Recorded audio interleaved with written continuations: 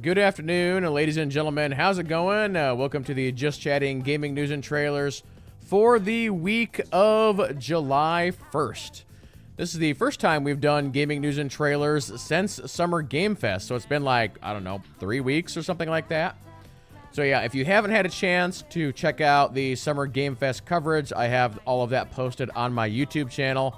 A lot of very exciting games announced and shown and release dates and all that fun stuff.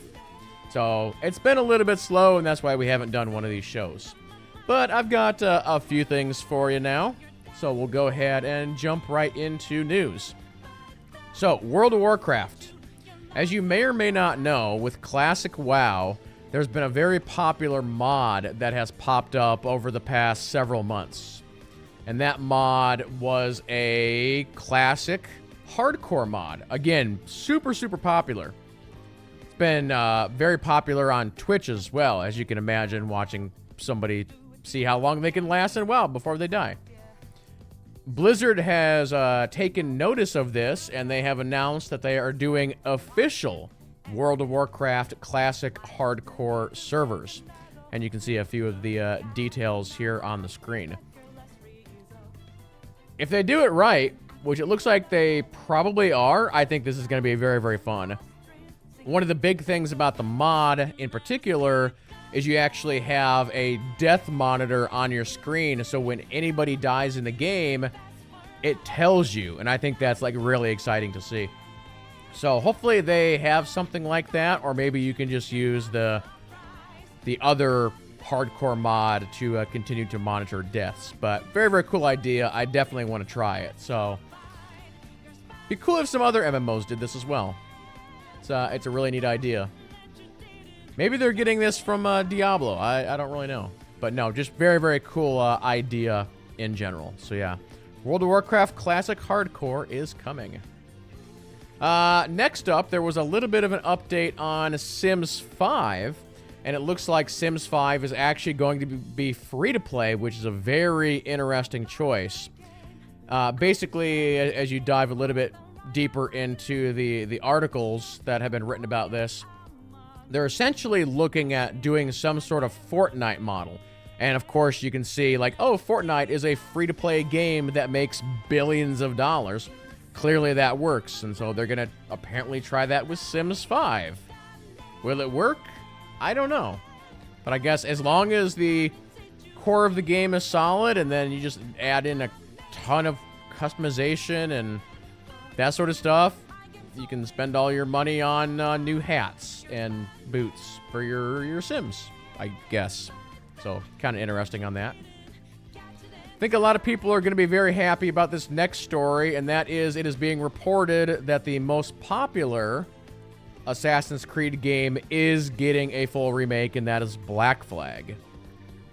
This is actually one that I have never played, but generally speaking, when you talk to Assassin's Creed fans, a good number of them will tell you that Black Flag is their favorite one or the best one.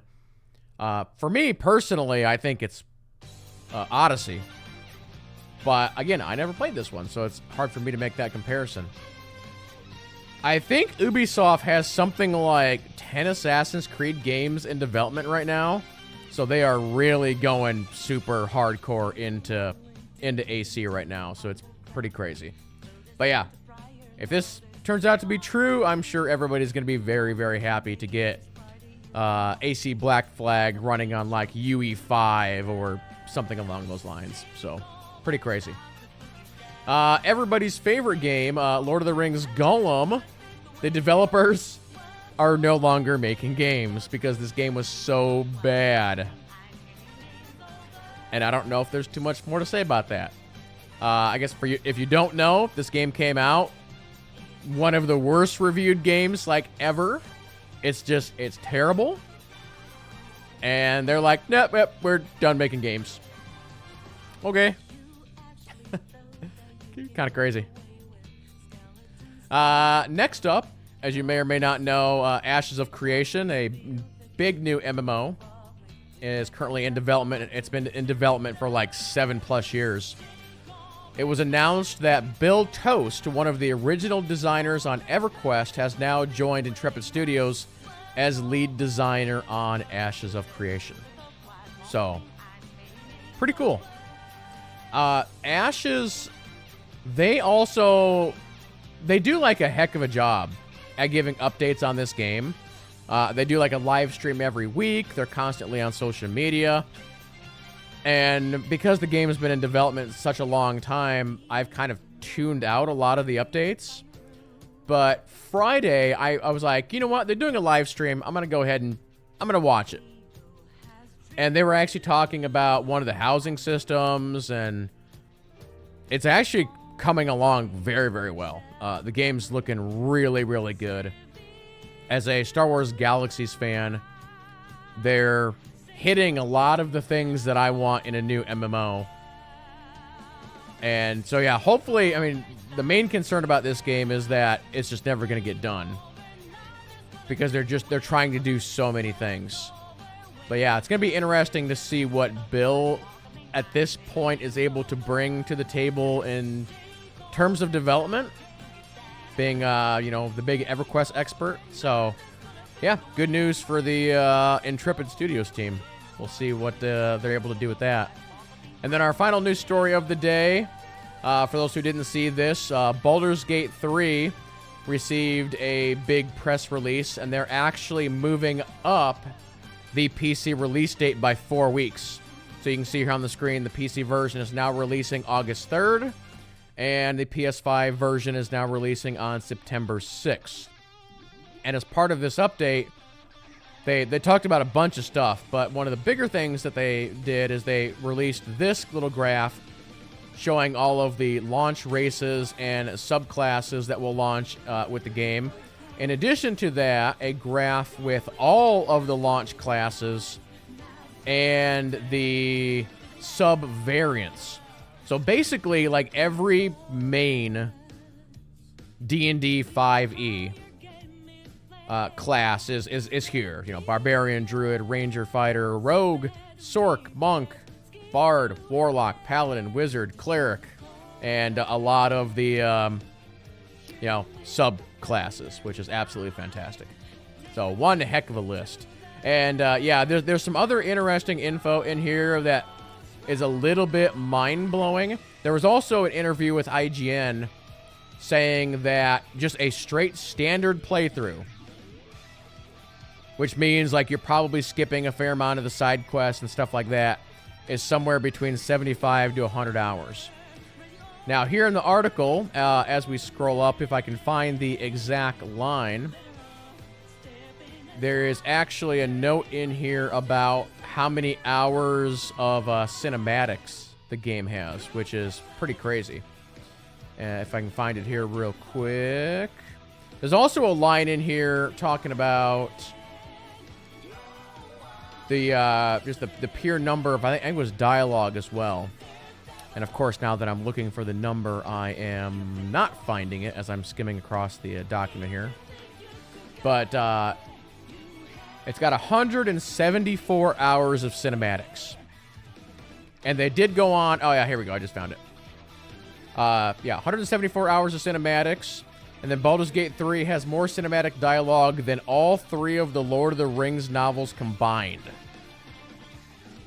I almost wonder if they meant to say movies, but whatever. So, and they did go on to clarify this 174 hours is like essentially every cinematic dialogue, cutscene, every side quest, all that fun stuff. So you might say, well, wait a minute. He just said that it was like 75 to 100 hours for a standard playthrough. This is, again, if you are like 100%ing the game. So, yeah, 174 hours of cinematics is pretty, that's pretty insane. But yeah, this looks to be the ultimate D&D 5e experience. So, August 3rd. We're exactly like 4 weeks away. So, pretty crazy. Pretty crazy. All right, we're going to go ahead and move on to trailers as I kill the Persona music. First trailer I've got for you guys is a brand new game announcement. So let's see what we got.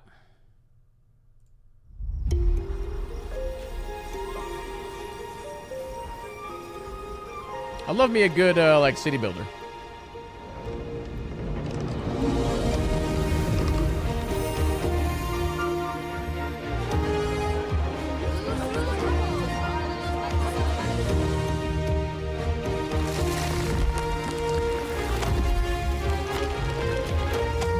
Because I think that's what this is. Gathering resources, planting trees.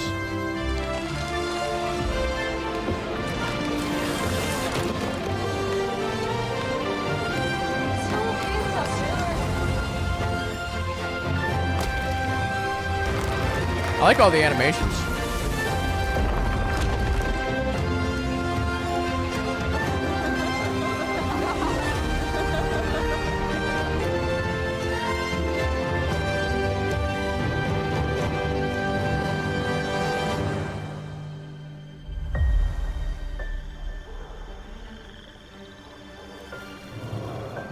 Uh-oh.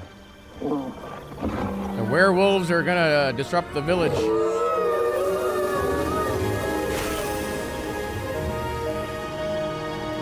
Yeah, that game was cool.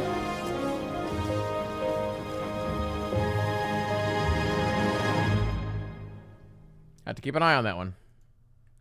All right, next up, we have the launch trailer for a game that is getting incredible reviews. Let's take a look.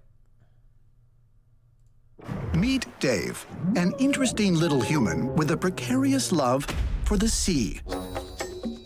He spends his days diving the chilling depths of a mysterious blue hole. And when he isn't merely surviving or rummaging resources, he's often found snapping photographs, racing seahorses, farming, and really anything that grabs his attention. It's this gluttonous appetite for adventure that gets him into all kinds of unique situations. Luckily, he's at the top of his game and at the top of the food chain. Oh boy, I suppose even the most voracious hunters have their off days. The sun sets as the vibrant lights of a sushi bar gleam over the ocean. Dave, still hard at work, is faced with the most ravenous of species, patrons. And while cooking, serving, and pouring drinks aren't the most treacherous part of his job, they're unequivocally crucial to his survival.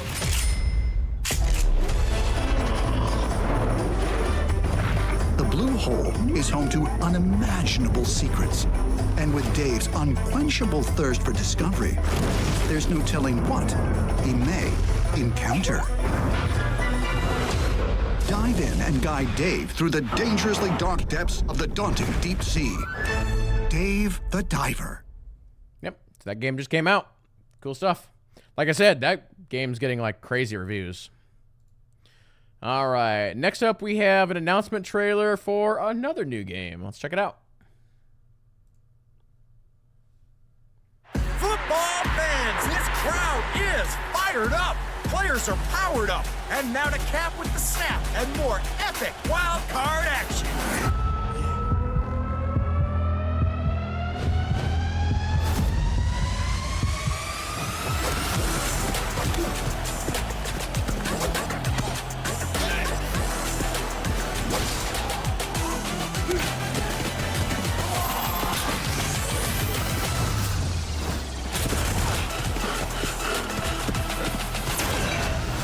So I think this is supposed to be like NFL Blitz or NBA Jam, you know, kind of game.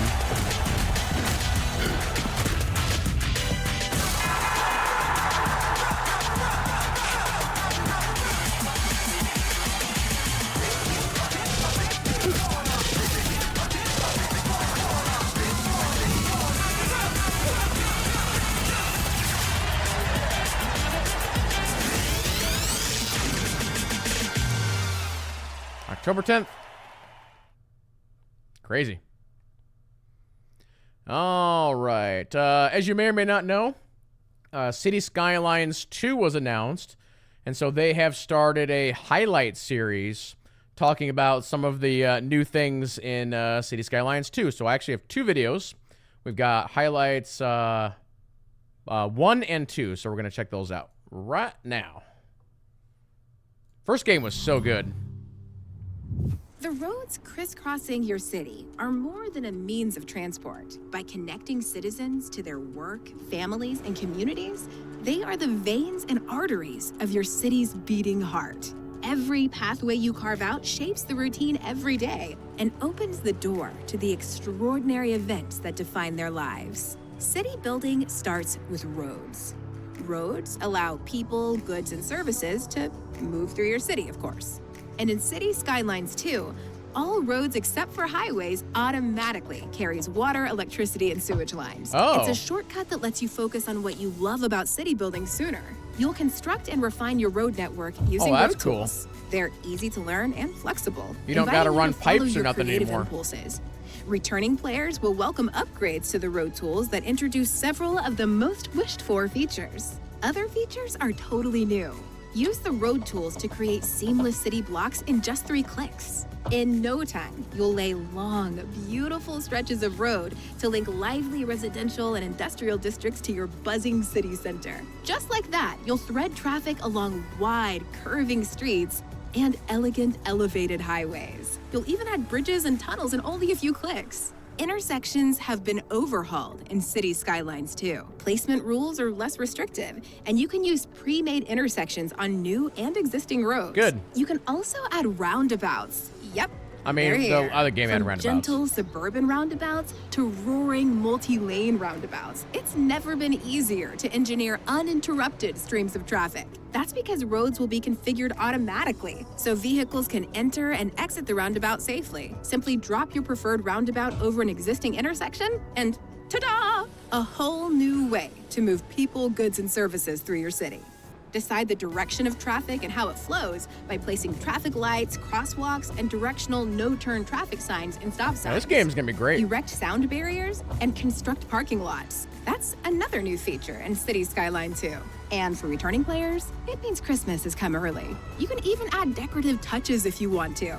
They don't just make your city pretty, they can be useful too. So those trees you use to line sidewalks, add charm and reduce noise pollution. Of course, building a city is a process of exploration and experimentation. You'll try stuff out. Some of it you'll like, and some you won't. Want to change an existing road? Use the new Replace tool. It's like the old Upgrade tool, but with more freedom to refine your road network. Change That's your mind really about cool. a road? Bulldoze tool to the rescue. Click, click, click, and that road is a thing of the past. Road building is more intuitive and That was nuanced always one of in my City big complaints Skylines about the 2. first And game is every pathway has a far it's like there's roads in real life that I can't do in this game. A testament to your And it looks like they ambition fixed that. and a promise to citizens that anything is possible. Ah, that's great.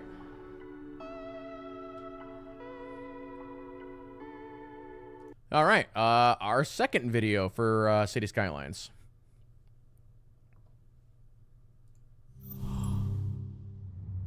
People are the lifeblood of your city. As they move through it, they set the city's pulse. Not in the cold rhythms of code, but with the variability and pace of a real city. So you should expect the same order and chaos that emerges when countless individual decisions are made all at once. It's a level of vibrant realism you've never seen before, and it's powered by the deep simulation of traffic AI. How people move from A to B in your city is called pathfinding. Just to pause here for a second. I remember the last Sim City that came out.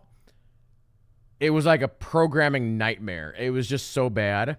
And I remember one of the main issues with that game is you would have a citizen, right? Or a car, like in this case. And instead of the citizen going back to their house where they started, they would, you know, get up in the morning, they would go to work, and then at night when they would come back, they wouldn't go to their house. They would go to the closest house that was vacant every day.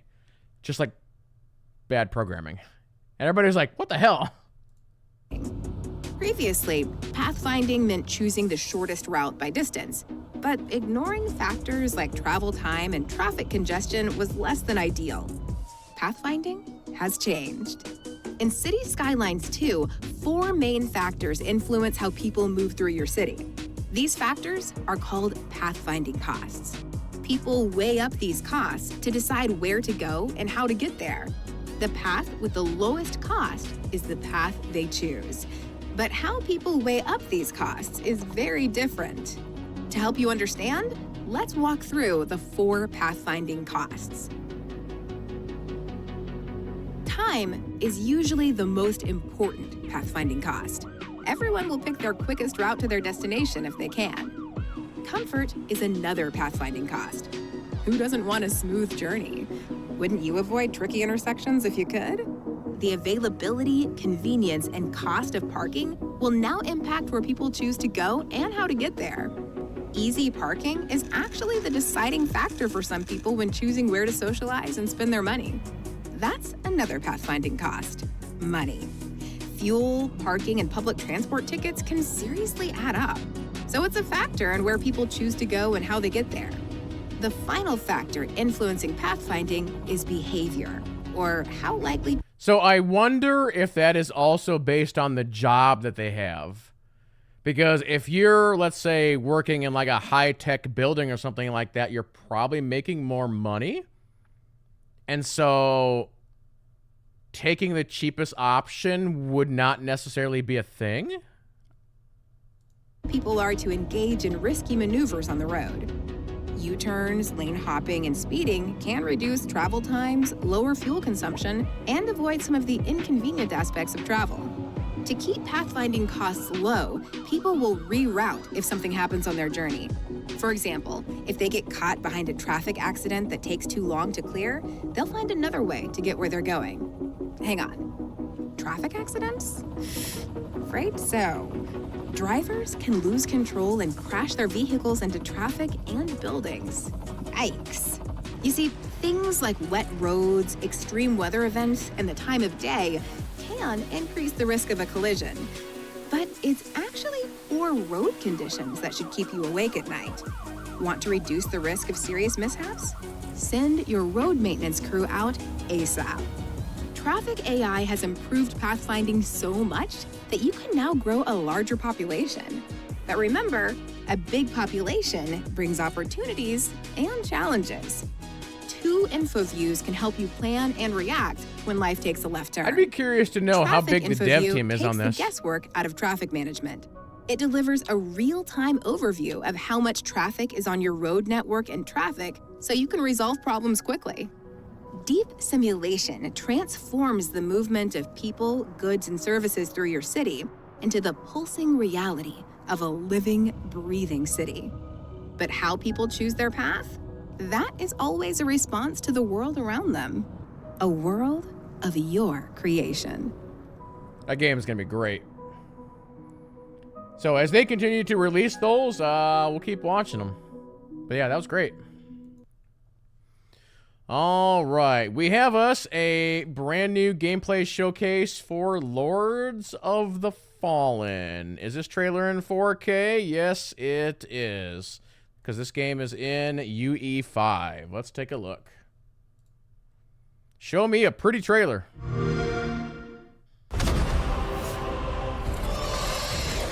On behalf of Hexworks, welcome to the Lords of the Fallen gameplay showcase.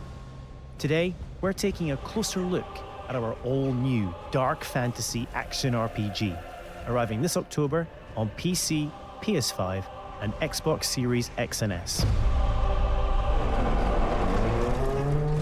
Spiritual successor to the original 2014 release, it acts as a full reboot for the franchise, taking place in a vast, interconnected world over 1,000 years later. Featuring colossal boss battles, fast, challenging combat, and deep, immersive storytelling, players will journey across 2 parallel realms in this expansive RPG experience. The world of the living, Axiom, and the world of the dead, Umbral, with each featuring its own unique pathways, from a visual characters, standpoint, this is probably going to be one of the best looking games to come out this year.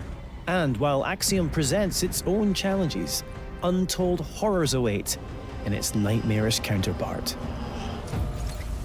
Thanks to the Umbral Lamp, Players can enter this lightless world at any time in one of two ways. When slain by the foes of Axiom, at which point you'll resurrect in the same location, albeit in Umbral. Or by performing the Umbral Rift and willingly sacrificing one of your 2 lives. But the lamp holds yet more power, granting the ability to flay the soul from an enemy for some high damage attacks, and even manipulate the very environment of the Umbral world. However, the longer you spend in this wraith-ridden plane, the greater number of spectral terrors that will hunt you down. But as harrowing as the Hellions of Umbral are, they pale in comparison to the game's brutal boss battles. Towering above the ever-burning city of Calrath, this gargantuan monstrosity doesn't take kindly to would-be adventurers, the demonic presence within ready to devour any and all within sight. A merciless torturer, prepared to carry out any atrocity in the name of his faith. Tancred, Master of Castigations, is the devout chaplain of the hallowed Sentinels. Though beneath the pious veil, his very own flesh conceals a truth most foul.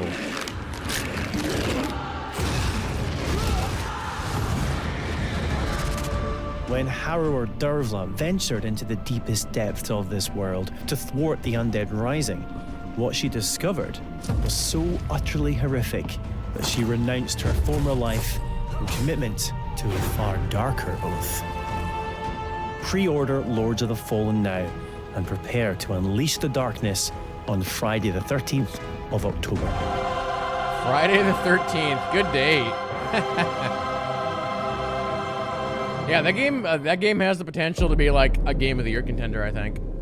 One thing I'm curious about, or one thing that I haven't seen, is how the classes... Players will journey. How the classes work in this game, because if you've seen this video, or any of the other videos, they've shown like a lot of different like classes and playstyles.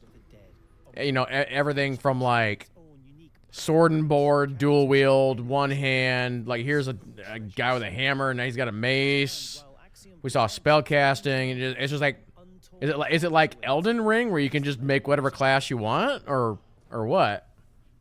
But very very interesting game. All right, our final trailer for the day. We have us a brand new, making sure, is this in 4K? This is not in 4K. Brand new gameplay trailer for Armored Core 6. Let's take a look.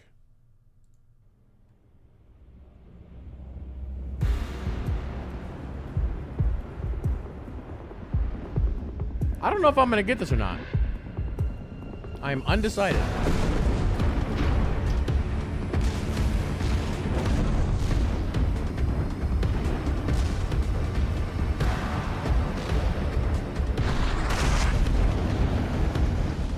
I feel like a lot of people are going to get this game just because it's from Software. Maybe I should say by From Software. It's like, well, their last game was Elden Ring, the game that now holds the record for the most Game of the Year awards ever.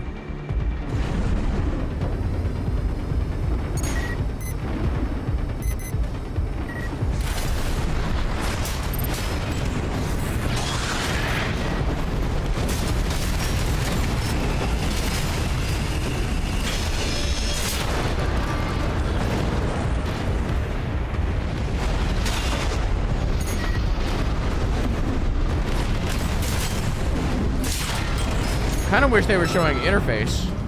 Like, how does the targeting work?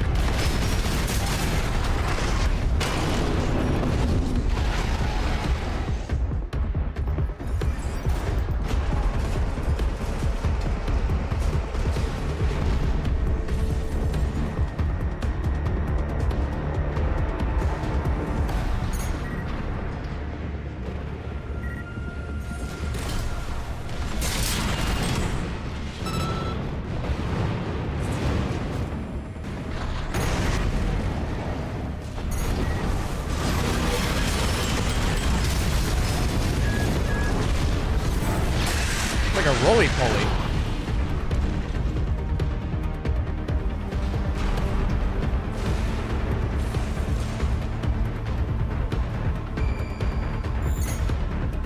Scan going out.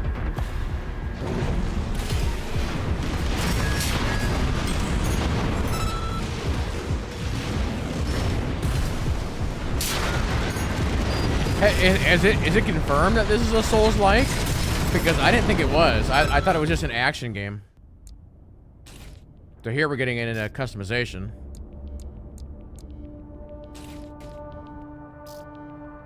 Because, yeah, I thought Armored Core 6 was just like a mech action game, not an actual Souls game.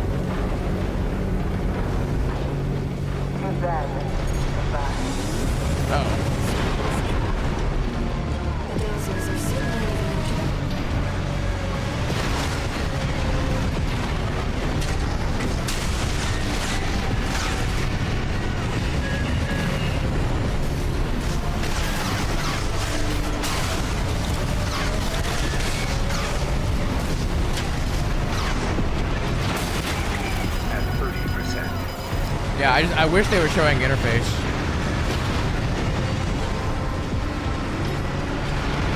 Devs, you don't need to hide your interface. August 25th.